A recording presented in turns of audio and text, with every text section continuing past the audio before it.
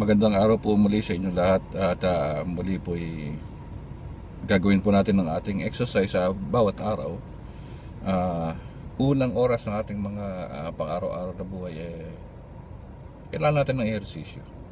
Hindi lamang physical, kundi maging spiritual. Kaya kailangan regular ang ating pag-ehersisyo, lalo na pang spiritual.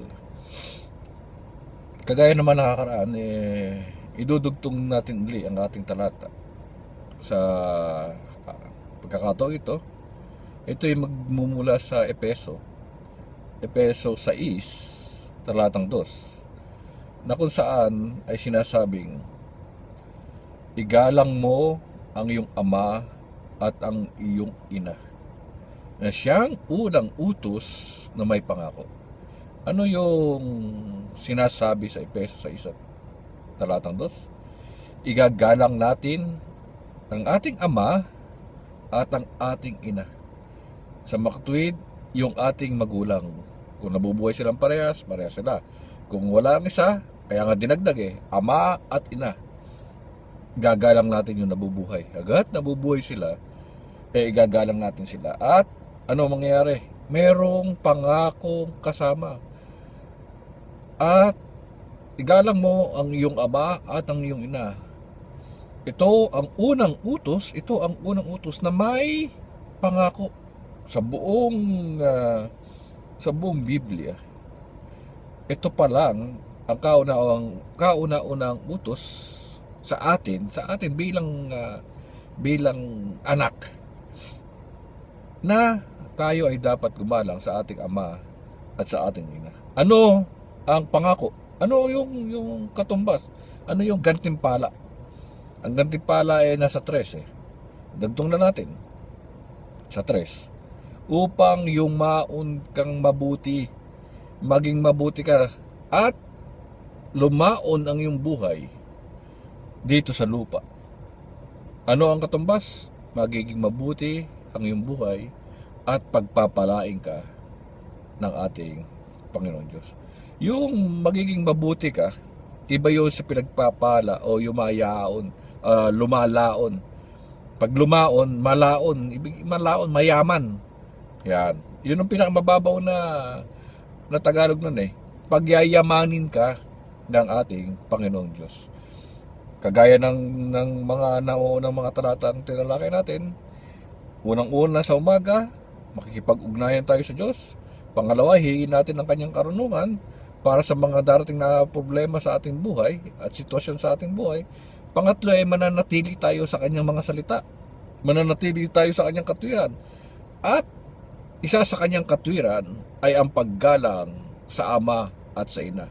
Ang katumbas ito, yayaon kang mabuti at malaon ang iyong buhay dito sa lupa.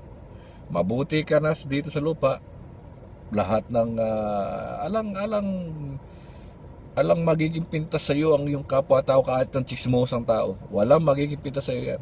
Dahil pangako ng Diyos yan, magiging mabuti ka dito sa lupa. At magiging malaon ang iyong buhay. Pagyayamanin ka ng ating Panginoon Diyos. Bakit ngayon? Di ba? I-negative natin konti. Bakit ngayon mayroong mga taong nag-i-struggle sa buhay? Baka pinapalo siya ng Diyos. Baka hindi siya pinapakilaman ng Diyos. O hindi siya sumusunod doon sa mga salita na dapat nating panatilihan. Doon sa kanyang katuwiran. Di ba? Ang sabi sa 6:33 ng Mateo, idadagdag ko ang lahat ng mga bagay. Dito naman ang sabi, pag gumalang ka, ginagalang mo ang iyong ama at ang iyong ina. Ang pangako ng Diyos, lalaon at yayaman ang iyong buhay dito sa lupa. Ang sekreto ng pagiging mabuti ng ating buhay, pagyaman ng ating buhay, nasa salita ng Diyos. Ulitin natin isa-isa. Hanapin mo maaga ang Diyos. Hanapin mo ang kanyang katwiran. Hanapin mo ang kanyang karunungan, at manatili tayo sa kanyang salita. Ayan. Unang-unang panatilihan natin, unang-unang salitang na may pangako, igalang mo ang iyong ama at ang iyong ina. Ang katumbas nito, lahat ng mga bagay na yan na ating iniisip ay pawang idaragdag sa atin. Yayaon tayong mabuti sa mata ng Diyos at sa mata ng ating mga kapwa-tao at pagyayamanin ang ating buhay. Pangako yan ng ating Panginoon Diyos. Next time, bukas, sa susunod kong video, malalaman nyo pa ang mga paraan para yung buhay natin dito sa lupa ay gumaan. Unang-una po, manatili tayong sa kanyang salita. Sundin natin ang kanyang mga salita. Igalang natin ang ating ama at ang ating ina. Unang-una sa umaga, hanapin natin siya. Hingin natin ang kanyang katalinuhan. Hingin natin ang kanyang katwiran. Manatili tayo sa kanyang mga salita. At pagpapalain tayo ng Panginoon sa ating mga buhay. Sa buhay na ito at sa buhay na darating. God bless po. Salamat po ulit sa inyong pakikinig. Ito po ang inyong pastor. Bye-bye.